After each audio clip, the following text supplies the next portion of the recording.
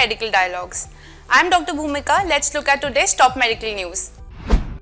Does severe climate change increase violence against women?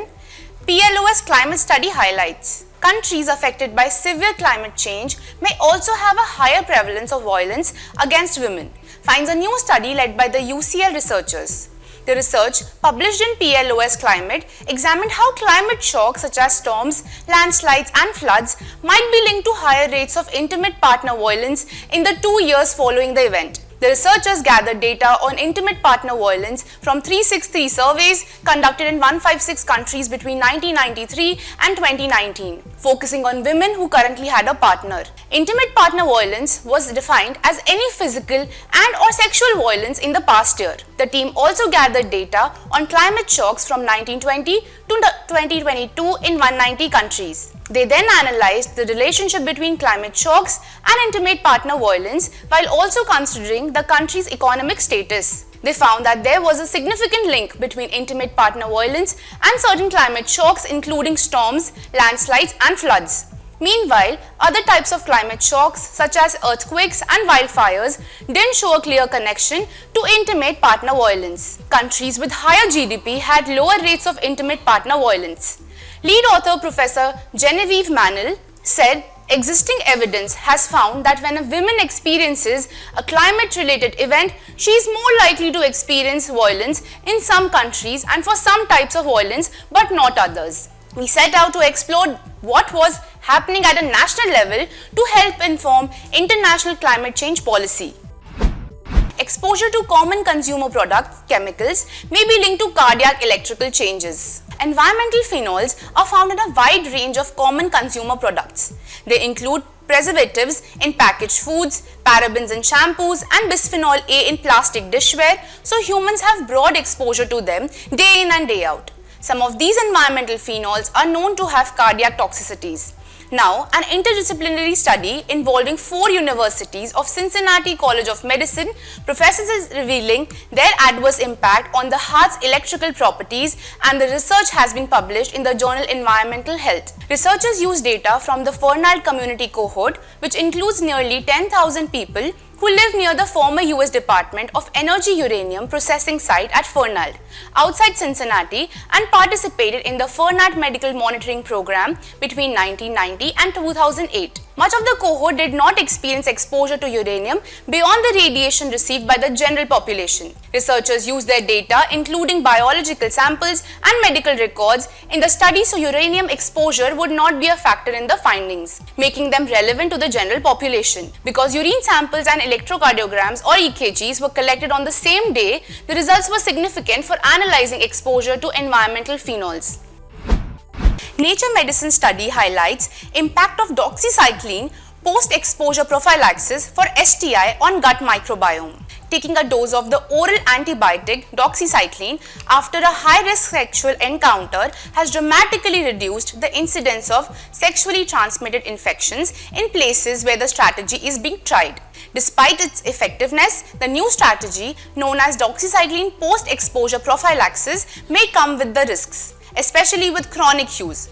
Experts worry about the impact on the community of gut bacteria, also known as the microbiome, and the potential that the antibiotic will give rise to resistant strains of bacteria. Doxycycline post-exposure prophylaxis did not have much impact on the overall composition of bacterial communities in gastrointestinal tracts. But scientists noted signs of resistance building against tetracycline, the class of antibiotic that doxycycline belongs to, which could make it less effective. The study was published in Nature Medicine. While doxycycline post-exposure prophylaxis did not appear to have global impacts on the gut microbiome, it did have impacts on the antimicrobial resistance of gut bacteria, both in terms of the proportion of tetracycline class resistant genes and the amount that were turned on or expressed, said Chaz Langlier, MD, PhD, and Associate Professor of Medicine in UCSF's Division of Infectious Diseases and senior author of the paper. So it's not totally innocuous. Doxycycline post-exposure prophylaxis involves taking 200 mg pills within 72 hours of condomless sex. Novel imaging technique detects aggressive kidney cancer with unprecedented accuracy, Lancet Oncology. A new study led by investigators from the UCLA Health Johnson Comprehensive Cancer Center has demonstrated a new non-invasive imaging technique that may accurately detect clear cell renal carcinoma, the most common form of kidney cancer. The findings published in the Lancet Oncology could greatly reduce the number of unnecessary surgeries and ensure that patients receive the right treatment at the right time, potentially changing how doctors diagnose and treat the disease in the future.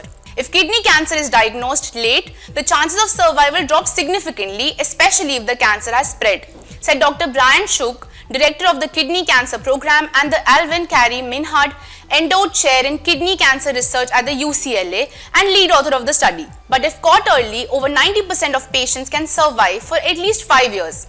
If we are going to survey more tumors, it's crucial to accurately identify clear cell renal cell carcinoma early on, as they have a greater propensity to grow and spread. To help improve the detection of clear cell renal cell carcinoma, the team tested a non-invasive method that uses a monoclonal antibody drug called 89ZR TLX250, which targets the protein CA9 that is often found in clear cell renal cell carcinoma. Researchers shed light on novel superfast blood draw technique for diagnosing lung cancer. A new way of diagnosing lung cancer with a blood draw may be 10 times faster and 14 times more sensitive than earlier methods, according to University of Michigan researchers. The microchip developed at UM captures exosomes, tiny packages released by cells from blood plasma to identify signs of lung cancer. Although healthy cell exomes move important signals throughout the body, cancer cell exomes may help tumors spread by preparing tissues to accept tumor cells before they arrive. Cancer exomes leaving the tumor microenvironment go out and kind of prepare the soil. Later, the cancer cell seeds shed from the tumor and travel through the bloodstream to plant in the conditioned soil and start to grow, said Sunita Nagrath, UM Professor of Chemical and Biomedical Engineering and co-corresponding author of the study in the journal Matter. Exomes carry proteins both inside the parcel and on their outside surface. Like many biological molecules, these surface proteins are chiral, meaning they have a right or left-handed twist, which causes them to interact with light in unique ways. In cancer exosomes, surface proteins are often mutated, meaning a genetic change altered the order of the molecules that make up the protein. Mutations subtly change the shape of the protein, which also shifts its chirality. These differences can be spotted through interactions with twisted or circularly polarized light, which can match the twist in the protein. The resonance creates a strong signal return to a light detector. However, these light signatures are typically weak and hard to interpret. Furthermore, exosomes must be extracted from a blood sample to do this kind of detection. This is tricky because exosomes are small, measuring just 30 to 200 nanometers. Overweight pregnancies have higher risk of complications than underweight pregnancies, Lancet study highlights. The risk of complications during pregnancy is particularly high in women born in certain parts of the world. It is not clear why, but many different factors that affect health can contribute to this inequality.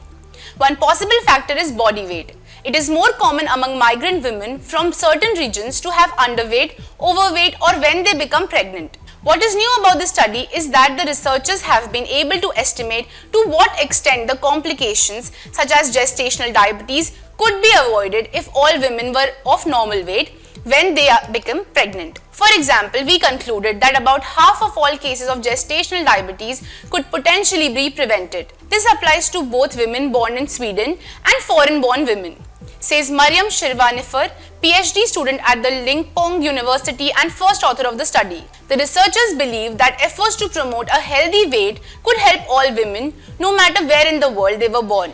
The study paints a complex picture. The importance of body weight differs between different complications. For example, high body weight contributes more to gestational diabetes than other complications. Thank you for watching Medical Dialogues. Stay tuned for more such updates. Never miss a medical update from Medical Dialogues. Like, subscribe, and press the bell icon.